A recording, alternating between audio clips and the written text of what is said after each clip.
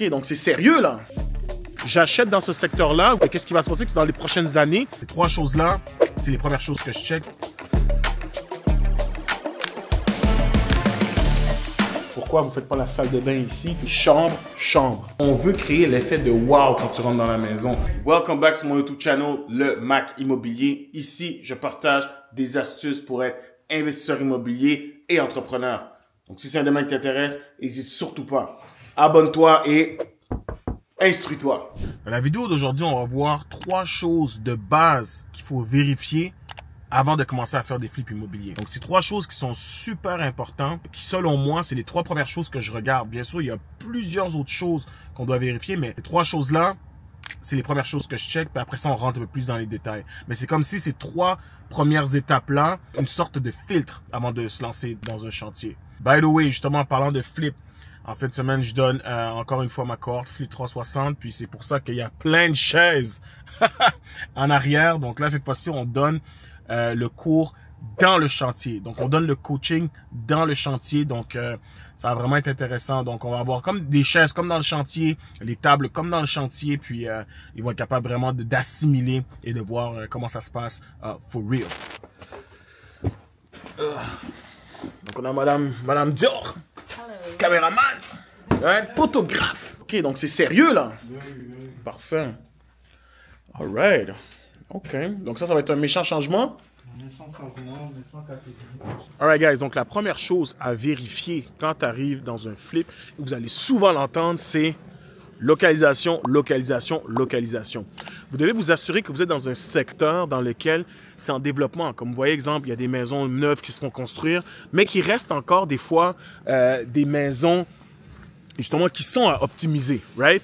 Donc, en faisant ça, qu'est-ce que vous vous assurez? C'est que c'est un secteur qui va prendre de l'expansion dans les prochaines années, va comprendre que, OK, j'achète dans ce secteur-là ou j'achète ce projet-là, mais qu'est-ce qui va se passer? Que dans les prochaines années, les autres aussi vont, exemple, upgrader leur maison, donc ça va prendre plus de valeur. OK?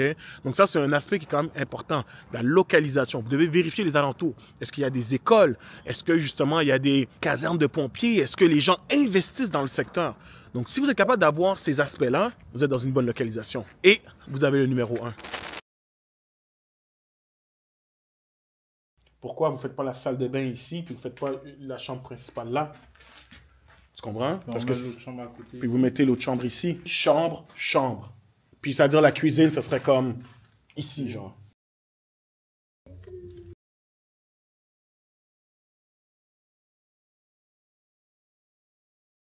Alright guys, en numéro 2, maintenant, lorsqu'on prévoit acheter un flip immobilier, c'est de venir visiter la propriété et s'assurer de regarder pour des points ou sinon en fait des rénovations qui sont tape à l'œil. Parce que pour un flip, il faut se rappeler d'une chose. On veut créer l'effet de wow quand tu rentres dans la maison. Donc si tu as des dépenses qui ne sont pas esthétiques, exemple la fondation, refaire l'électricité au complet, la plomberie, la toiture, ces choses-là, c'est des dépenses qui sont très bien pour une propriété, mais qui ne feront pas l'effet nécessairement de wow. Toi, tu veux vraiment t'assurer d'investir, exemple, dans la cuisine, les salles de bain, les planchers, la peinture. Comme exemple, dans le cas présent, vous voyez, vous rentrez dans une maison, il y a des murs mauves. Assurez-vous de mettre une belle peinture qui est nice. Tu rentres, exemple, il y a des écritures sur le mur, peinture beige. Juste de repeinturer, ça coûte pas trop cher, mais quand tu vas rentrer, ça va donner un effet de fraîcheur. Et aussi, si tu as une cuisine qui est dated, mais qui est vraiment quand même une grande cuisine, ben juste le fait de changer la cuisine, ça va donner un peu cet effet de wow là qu'on recherche pour un flip. Donc vraiment s'assurer de vérifier au niveau des rénovations, qu'est-ce qu'il y a à faire? Est-ce qu'il y a beaucoup de rénovations à faire esthétiques ou c'est des rénovations qui, malheureusement, on ne pourra pas voir? Comme exemple, si vous refaites une fondation, c'est bien beau, c'est excellent pour une propriété, mais vous n'allez pas être capable d'avoir un effet de wow avec ça. Là. Tu ne le vois pas, là. Tu me suis? Donc, vraiment, essayer de faire attention puis essayer d'investir le plus possible dans les choses esthétiques, telles qu'encore une fois, cuisine, salle de bain, plancher, peinture. Pour ce qui est de la troisième, dernière étape et qui, selon moi, est la plus importante, c'est de faire les chiffres. C'est important de comprendre que quand tu fais un flip immobilier, il faut que tu n'aies pas cette émotion-là que « oh, j'aime la maison, j'ai un feeling ». Non, il faut comprendre que c'est business et c'est-à-dire qu'il faut que les chiffres fassent du sens. que toi, tu l'aimes personnellement, oui ou non. C'est sûr que ça aide quand, exemple, tu flippes une maison que tu aimes, mais il ne faut pas que ce soit le noyau de ta décision. En général, lorsque vous avez un flip, vous devez rentrer à la maison et comprendre que votre profit, vous devez le faire au tout début. Okay? C'est à l'achat qu'on fait le profit, c'est-à-dire qu'on regarde la valeur marchande du secteur et une fois rénové, à combien est-ce que ça pourrait se vendre. Une fois qu'on a cette information-là, on fait le calcul à l'envers. Donc, on enlève les rénovations et on enlève tous les frais qu'il peut y avoir lors d'un flip immobilier. Si tu es capable de payer la propriété à ce prix-là, là, ça vaut la peine.